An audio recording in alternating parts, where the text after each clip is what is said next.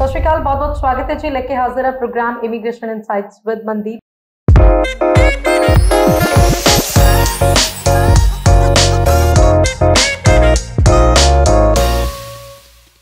आशा तो नहीं है सारे चढ़ती कला च होंगे। सो फिर तो आस्ट्रेलिया जान लेके अजकल बात रहेगी और चर्चा च एक बार फिर तो मेरे नाल जुड़े ने वेस्टर्न ओवरसीज तो मिस्टर प्रदीप जी, बहुत बहुत स्वागत। सत श्री अकाल जी।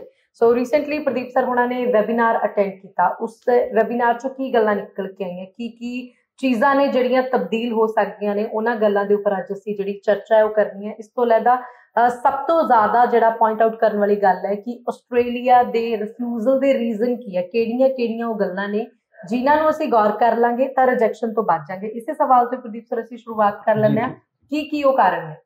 चलिए हम top reasons for visa refusals की बात करेंगे पहले। अभी रिसेंटली हमने ऑस्ट्रेलिया हाई कमीशन का वेबिनार अटेंड किया और जिसमें उन्होंने जिन जिन बातों को एड्रेस किया वो सारी की सारी बातें हमने नोट की हैं और बड़ा ही फ्रूटफुल ये हमारे लिए सेशन रहा। हाई कमीशन की तरफ से जब भी होता है हम अटेंड करते हैं, पूरी टीम अटेंड करती है। तो सबसे पहले वो कह रहे हैं कि भाई जो टॉप रीजन है रिफ्यूजल्स के, उसमें बच्चा जीटी सेटिस्फाई नहीं कर पाता, जबकि बच्चा जेन्युइन टेम्परेरी इंट्रेंट नहीं है। वो ना जेनरिक एसओपी दे देता है जिसमें कोई भी एविडेंस नहीं देता। किसी बच्चा बोलता है कि मेरे पास फंड्स हैं, उसके सपोर्टिंग डॉक्यूमेंट नहीं होते। बच्चा बोलता है कि जी मैं स्टडी कंप्लीट करके वापस आऊंगा तो मुझे ऐसी ऐसी जॉब मिल जाएगी, उसका कोई एविडेंस उस टाइप का नहीं होता। ठीक है, तो जेनरिक इंफॉर्मेशन देता है जिसके कारण से बच्चों के रिफ्यूजल्स आते हैं। मतलब आप कह सकते हो कि एसओपी का हाथ और पैर नहीं होते, क्योंकि मेजोरिटी ऑफ द कंसल्टेंट बच्चे की एसओपी तैयार करते हैं। हाई कमीशन बोलता है कि चाहे स्टूडेंट कंसल्टेंट या एजेंट हायर कर रहा है तब भी एसओपी स्टूडेंट को ही लिखनी होगी। सबसे पहला रीजन है। दूसरी बात, फाइनेंशियल्स मीट नहीं करता। अब फाइनेंशियल मीट ना करने का मतलब ये है कि बच्चे जो फंड्स दिखा रहे हैं वो कह रहे हैं कि जो ये फंड्स है ये जेन्युइन एक्सेसिबल हो, जेन्युइन अवेलेबल फंड्स हो। अब इसका मतलब क्या है कि बच्चे को 1 साल की tuition fees, living cost, return airfare दिखाना है। आप करंट का दिखा रहे हो तो सोर्स के साथ दिखाइए। अगर पुराना नहीं तो आपके पास ये एक रेगुलर आपके पास फ्लो होना चाहिए, पुराना होना चाहिए। वैसे हम हर एक बच्चे को मतलब एक तरह से सजेस्ट करते हैं कि 3 मंथ ओल्ड हो, लेकिन वहां पे भी एक प्रॉब्लम आ रही है। बच्चा क्या करता है कि हैप्पी अमाउंट एकदम अकाउंट में डाल देता है, पेरेंट्स अकाउंट में डाल देते हैं, उसके बाद ना पहले कोई फ्लो था ना कोई बाद में फ्लो था। तो वो एक मैनेज्ड फंड है, जेन्युइन फंड्स नहीं है। तो एम्बेसी इस चीज पे कहीं ना कहीं परेशान है और इस चीज पे भी काफी मतलब स्टूडेंट्स के रिजेक्शंस आ रहे हैं। दूसरी बात फंड्स, हाँ दूसरी बात फंड्स हो गई, बच्चे ने चल रख लिए, मैनेज कर लिए, एफडी करवा लिया, सेविंग में डाल दिया। सबसे बड़ी प्रॉब्लम आती है कि फैमिली की एनुअल इनकम नहीं होती। 30 लाख रुपए आपके अकाउंट में है, पेरेंट मदर की आईटीआर 3-4 लाख की, फादर की आईटीआर 3-4 लाख रुपए की, तो मतलब ये पैसा आया कहां से? आपकी एनुअल इनकम 5 से 7-8 लाख रुपए है तो 30 लाख रुपीज कहां से आएगी? तो ये एक तरह से एम्बेसी सोचती है कि जेन्युइन स्टूडेंट्स नहीं है। ये टॉप रीजन है आज की डेट में। तो यहाँ पे मैं स्टूडेंट को सजेस्ट भी करूंगा कि हम नॉर्थ इंडिया में जो मोस्टली बच्चे हैं वैसे फाइनेंशियल साउंड होते हैं, लेकिन यहाँ का कल्चर ऐसा है कि वो कैश रखते हैं या प्रॉपर्टी में इन्वेस्ट कर दिया, इधर उधर इन्वेस्ट कर दिया, लेकिन अकाउंट में नहीं रखना चाहते। Definitely we will talk about on the solution as well. इसके अलावा वो इनकरेक्ट और इनकम्प्लीट डॉक्यूमेंट देते हैं, जो टॉप रीजन्स में आता है कि रिफ्यूजल्स का। तो वो चेकलिस्ट यूज नहीं करते, ठीक है, इनकम्प्लीट इंफॉर्मेशन होती है, इनकम्प्लीट डॉक्यूमेंट होते हैं, ठीक है, वो भी एक रीजन है। इसके अलावा जो इंग्लिश प्रोफिशिएंसी टेस्ट है, जो एक्सेप्टेबल है टेस्ट है, जैसे आइल्स है या पीटी है या टोफल है, इसके अलावा बच्चा ड्यूलिंगो के साथ फाइल लगा देता है। वो बोल रहे हैं कि भाई अनएक्सेप्टेबल इंग्लिश प्रोफिशिएंसी टेस्ट है, उसके साथ आप बच्चा फाइल लगाता है तो उसका भी रिफ्यूज हो जाता है। ठीक है, वो भी एक मेजर रीजन है। इसके अलावा सबसे बड़ी बात है फ्रॉड, जो टॉप रीजन है। बच्चे एकेडमिक में फ्रॉड करते हैं, ऐसे इंस्टीट्यूट से अपनी 12th या फिर डिप्लोमा या बैचलर लेके आते हैं, जो कि क्या नाम है, बच्चा है नॉर्थ इंडिया से, साउथ से लेके आ गया, एम्बेसी को समझ में आती है कि ये कहीं ना कहीं बच्चे ने मैनेज किया है या फिर एडिट किया हुआ डॉक्यूमेंट लेके आ जाते हैं। मैं अभी एक डेलीगेट के साथ बैठा था, एक दिन पहले की बात है, तो वो बता रहे थे कि किस तरीके से यूनिवर्सिटी का डेलीगेट थे, वो बता रहे थे कि कितना फ्रॉड आ रहा है आज की डेट में नॉर्थ इंडिया से, इवन के साउथ से भी आ रहा है, और किस तरीके से उसको मतलब वो फाइंड आउट करते हैं। तो पूरे का पूरा उन्होंने हमें बताया। तो मतलब एकेडमिक डॉक्यूमेंट में एडिट होना, वर्क एक्सपीरियंस फेक बनवाना, फेक फंड, बच्चे ने एफडी करा ली, एफडी पे लोन ले लिया, ठीक है, वो बच्चा कहीं से मैनेज करता है या फिर किसी से वो फाइनेंशियल से मैनेज करता है या किसी रिश्तेदार से मैनेज करता है और एफडी करा लेता है, एफडी पे लोन ले लेता है। वो भी एक रीजन है, क्योंकि वो फ्रॉड है, क्योंकि वो फंड्स अवेलेबल नहीं है। राइट। इसके अलावा सबसे बड़ी बात है कि जो फ्रॉड डॉक्यूमेंट की बात हो रही है कि बच्चा पैदा कहीं हुआ है, पासपोर्ट में प्लेस ऑफ बर्थ कुछ हो रहा है, दूसरे डॉक्यूमेंट्स में कुछ हो रहा है, वो भी एक रीजन है। मतलब आपका चाहे एकेडमिक फ्रॉड है, चाहे आपका वर्क एक्सपीरियंस फ्रॉड है, चाहे आपके फंड फ्रॉड है, या आपके पास आपने क्या नाम है आईटीआर आपने फ्रॉड दे दी, तो ये सारी की सारी चीजें अगर आपने फ्रॉड दी है, फिर language ability test, IELTS, PTE, TOEFL या कोई और टेस्ट वो फ्रॉड दे दिया, इसका असर बहुत है। ये सारी चीजें हैं जिसके कारण से आज की डेट में टॉप रीजंस हैं जिसके कारण बच्चों का रिफ्यूज हो रहा है। ਤਾਂ ਇਹਨਾਂ ਰੀਜ਼ਨਸ ਦੇ ਉੱਪਰ ਤੁਸੀਂ ਗੌਰ ਕਰੋ ਔਰ ਐਸੀ ਕੋਈ ਵੀ ਭੁੱਲ ਨਾ ਕਰਿਓ, क्योंकि ਆਸਟ੍ਰੇਲੀਆ ਸੈਕੰਡ ਟਾਈਮ मौका नहीं ਦਿੰਦਾ।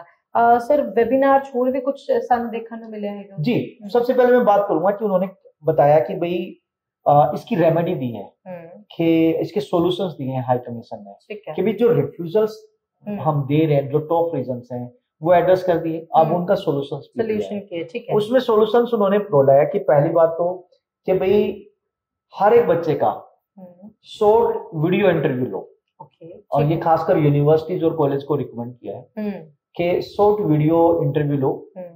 वीडियो इंटरव्यू में क्या होगा, बच्चा फेस टू फेस, मतलब जैसे कैमरे के सामने बोल रहा है तो बच्चे से क्वेश्चन किए जाएंगे, और बोल रहे हैं कि वो प्री कोचिंग से बचने के लिए मिक्स क्वेश्चन किए जाए, ऐसा ना रट्टे लगवा रखे हो बच्चे को, ठीक है, जिसमें उसकी आइल्स लैंग्वेज एबिलिटी कंफर्म हो जाएगी, क्या बच्चा 6 बैंड का जो आइल्स या 7 बैंड का स्कोर लेके आया, क्या उतना कैपेबल है या नहीं, ठीक है। दूसरा, उसका इंटेंशन पता लग जाएगा कि पोस्ट स्टडी उसकी इंटेंशन क्या है, क्या वो सिर्फ स्टडी वीजा को सिर्फ एक पाथवे तो नहीं बना रहा है पीआर या सेटल होने के लिए, तो post study intention short video से पता लग जाएगी। इसके अलावा why particular this course, why particular this university, why particular Australia only, other भी कंट्री है उसमें क्यों नहीं, तो शॉर्ट वीडियो से बच्चे का जीटी का पता लगता है कि इंटेंशन क्या है बच्चे की, ठीक है। ये एक उन्होंने रेमेडी दी है या सॉल्यूशंस दिया है कि क्वालिटी स्टूडेंट्स की सोर्सिंग के लिए ये स्टार्ट कर दे। सेकेंडली वो बता रहे हैं कि अगर आपका गैप है बच्चे का, तो यूनिवर्सिटीज को और इवन के कंसल्टेंट एजेंट्स को वो एड्रेस कर रहे हैं, बताया कि भाई गैप एक्टिविटी देखिए, गैप बच्चों के एकेडमिक के कारण है तो वाई, ठीक है, वर्क एक्सपीरियंस के कारण है तो वर्क एक्सपीरियंस में क्या, मतलब गैप में वर्क एक्सपीरियंस है तो वो वर्क एक्सपीरियंस किस टाइप का है, appointment letter, work experience certificate, salary slip, salary account statement, ITR as per the salary, इसके अलावा अटेंडेंस रजिस्टर, या फिर उसने जब काम किया है तो और भी तो कुछ ना कुछ एक्टिविटी की होंगी, बिल्स पे उसके कहीं साइन हो, माइट भी कहीं उसकी गैदरिंग रही है, कोई वर्कशॉप उसने अटेंड की है वर्क पे, तो वो सारी की सारी चीजें, ताकि ये पता लगे कि ये जेन्युइन बच्चे ने काम किया है यहाँ पे। तो गैप को लेके उन्होंने, चाहे वो स्टडी में गैप है या एम्प्लॉयबिलिटी को लेके गैप है, तो वर्क को लेके गैप है, तो वो सारी की सारी चीजें एड्रेस करने के लिए उन्होंने एजेंट्स को भी बोला है और यूनिवर्सिटी कॉलेज को भी। दूसरा, उन्होंने कहा है कि भाई स्टूडेंट की जो एसओपी है वो not should be more than 300 words, 300 word से ज्यादा नहीं होने चाहिए। 300 वर्ड प्लस में साथ में एक शॉर्ट वीडियो एनएफ है। अब करते क्या है, कंसल्टेंट या एजेंट जो फाइल बना रहे हैं, तो एसओपी उनके कंटेंट राइटर लिख रहे हैं, वो 5-5 पेज की एसओपी बना रहे हैं, वो कह रहे हैं हमें नहीं चाहिए 300 की, क्या नाम है, वर्ड्स हमें इनफ है, आपका पॉइंट टू पॉइंट बात हो, साथ साथ में एक शॉर्ट वीडियो रिप्रेजेंट कर दो, तो उससे पता लग जाएगा कि एग्जैक्टली स्टूडेंट जो क्लेम कर रहा है वो रियली उस लेवल पे है या नहीं है, ठीक है। इसके अलावा पहले कोई रिफ्यूजल तो नहीं है किसी भी कंट्री से, ऑस्ट्रेलिया से, किसी अनदर कंट्री से, क्यों रिफ्यूज है, रीजंस क्या रहे हैं, रिफ्यूजल लेटर, सॉरी, साथ में किस कोर्स में अप्लाई किया था, ठीक है, क्या डॉक्यूमेंट प्रोड्यूस किए थे, ऑफर लेटर, ये सारी की सारी चीजें। ऐसा तो नहीं कि पहले वो किसी और कोर्स में जा रहा था, अब ऑस्ट्रेलिया में किसी और कोर्स में जा रहा है, तो ये भी पता लग जाएगा ना, तो इससे सेकेंडली रीजंस पता लग जाएंगे। तो रिफ्यूजल से तो रिफ्यूजल के रीजन, साथ साथ में उन्होंने यूनिवर्सिटी को ये भी रिकमेंड किया है कि कोई बच्चा पहले किसी और यूनिवर्सिटी से जीटी में तो रिफ्यूज नहीं है, मतलब फाइल एम्बेसी में नहीं है, किसी यूनिवर्सिटी ने तो जीटी रिफ्यूज नहीं की, वो भी कंसीडर करो, ताकि पता लगे कि जो बच्चा अच्छा होगा तो वो तो निकल ही जाएगा, निकल जाएगा जीटी में। जो बच्चा अच्छा नहीं होगा तभी तो वो इधर उधर भटक रहा है ना, एक यूनिवर्सिटी के पास, फिर दूसरी के पास, फिर तीसरी के पास जीटी के लिए। एक यूनिवर्सिटी ने रिफ्यूज कर दिया तो ये कहीं ना कहीं एडिशनल हेल्प मिलती है मतलब दूसरी यूनिवर्सिटी को उस स्टूडेंट को कंसिडर करना है या नहीं करना है। ठीक है। तो प्रीवियस अगर रिफ्यूज है बच्चे की जीटी तो वो भी चीज देखी जाएगी। ठीक है। इसके अलावा क्या बच्चे के पास सफिशिएंट फंड है, और फंड जो है वो वेरीफाइबल होने चाहिए। ठीक है, बैंक से, ठीक है, वेरीफाई हो, हेड ऑफिस में इंक्वायरी हो सकती है, और हर एक बच्चे का जो भी फंड्स है उसका बैंक मैनेजर का विजिटिंग कार्ड हो, ईमेल आईडी हो, ठीक है, और फंड जो है वो जेन्युइन हो। तो ये फंड जो है वो वेरीफाइबल होने चाहिए और जेन्युइन फंड्स होने चाहिए। इसके अलावा अगर कोई बच्चा एजुकेशन लोन ले रहा है जी, तो एजुकेशन लोन किस बेस पे हुआ, कौन सी प्रॉपर्टी थी, प्रॉपर्टी किसकी थी, प्रॉपर्टी की कॉपी भी होनी चाहिए। ठीक है, और वो जो एजुकेशन लोन हुआ है तो उसमें से डिस्बर्समेंट भी होना चाहिए। अगर ये नहीं है तो एक्सेप्टेबल ही नहीं होगा। ठीक है, साथ साथ में नेशनलाइज्ड बैंक एक्सेप्टेबल फंड्स होने चाहिए। वो कोई आपका पोस्ट ऑफिस में पैसा नहीं चलेगा, किसी कोऑपरेटिव सोसाइटी ग्रामीण बैंक में पैसा तो नहीं चलेगा। यस, आपको एक नेशनलाइज्ड बैंक में ट्रांसफर करना पड़ेगा तब चल जाएगा, अदरवाइज वो नहीं चलेगा। तो वो ये जानना चाह रहे हैं कि भाई जो बच्चा अपनी स्टोरी बता रहा है, जो रीजंस दे रहा है, क्या कोई सेंस बनती है उसकी, नहीं बनती। ये कह रहे कि इन जो चीजें गाइडेंस दी है एम्बेसी ने यूनिवर्सिटीज को या एजेंट्स को, तो उससे पता लग जाएगा कि क्या इसकी सेंस बनती नहीं बनती बच्चे की यहाँ पढ़ने की, जो जीटी में। तो ये तभी इतनी स्टोरी स्टूडेंट से पूछी जा रही है, इतने डॉक्यूमेंट वेरीफाई किए जा रहे हैं। ऑस्ट्रेलिया पहला ही सख्ती ते हुण होर ज्यादा सख्ताई वधाउण जा रहा है। उसके पीछे यही रीजन है कि फ्रॉड डॉक्यूमेंट बहुत आ रहा है। क्रीम प्रोफाइल वहां जाके मौका मिलेगा जी, क्रीम प्रोफाइल में मौका मिलता है, उन्होंने फिर मिलेगा। सर इत्थे एक सवाल होर मैं पूछना चाहूंगी, बहुत सारे क्योंकि ऑस्ट्रेलिया अपने नियमां नूं लेके बहुत सख्त है, कुछ एक बच्चे ऐसे हुंदे ने जिहड़े 18 साल तो घट उम्र दे विच ही 17 साल की उम्र दे विच अपनी +2 कंप्लीट कर लेंदे, इंटैलीजेंट बच्चे है, थोड़े दिनां च अपना आइएलटीएस दा पेपर भी जिहड़ा है वो क्लीयर कर लेंदे। तां जे बच्चा 1 साल दा गैप पा लैंदा, 18 साल उम्र होने का इंतजार करता है, तो गैप भी बन जाता है। क्यों वेट कर रहा है? जे मिलते हैं वीजा मिल सकता है। देखिए, जो 17 ईयर का बच्चा है तो उसको वीजा क्यों नहीं मिलेगा? केयरटेकर उसका को लेना पड़ेगा। किस लिहाज से मिल सकता है? वैसे तो एम्बेसी बोलती है कि भाई आप एक केयरटेकर हो, आपके पेरेंट्स आ सकते हैं, लेकिन उसमें वीजा के चांसेस कम होते हैं। अगर पेरेंट्स की एनुअल इनकम बहुत अच्छी है तो पेरेंट्स का लग सकता है, अदरवाइज वी स्ट्रांगली रिकमेंड कि भाई वो यूनिवर्सिटी से केयरटेकर ले ले। ओके, ठीक है, हाँ, उसका थोड़ा सा एक्स्ट्रा खर्चा आएगा। ठीक है, अब वो 17 का है, 18 के लिए वो वेट करे, 18 को जब होगा उसके बाद वो प्रोसेस शुरू करेगा, 2 साल का तो गैप हो जाएगा। फिर इससे अच्छा तो वो यहाँ बैचलर कर ले। ठीक है, उसके बाद जाए। तो उन्होंने यही सलाह है हाँ, वो उसी टाइम वो वेट ना करे। ठीक है, उम्र चाहे थोड़ी 17 साल है चाहे 18 साल है, इंतजार करने का कोई बेनिफिट नहीं है। 17 साल के बच्चे का वीजा लगता है, क्या दिक्कत है? बट उसके लिए उसको केयरटेकर की जरूरत है। और कोई गाइडलाइन सर, कुछ जे आपा के ये वर्किंग आवर्स ਨੂੰ लेके कुछ चेंजेस आए? Yes, definitely. अभी क्या है कि फुल टाइम बच्चा काम कर सकता है। ठीक है, इस टाइम फुल टाइम काम कर सकता है, तो वो कहने की 30 जून के बाद, आफ्टर 30 जून 2023 बच्चा सिर्फ 40 आवर पर फोर्टनाइट जैसे पहले चलता था वैसे ही काम कर पाएगा। अभी student during study full time काम कर सकता है, चाहे बच्चा कोई भी कोर्स करने गया है, चाहे वो डिप्लोमा है, चाहे बैचलर है, चाहे मास्टर्स है, चाहे पीएचडी है, स्टूडेंट फुल टाइम आज की डेट में काम कर सकता है।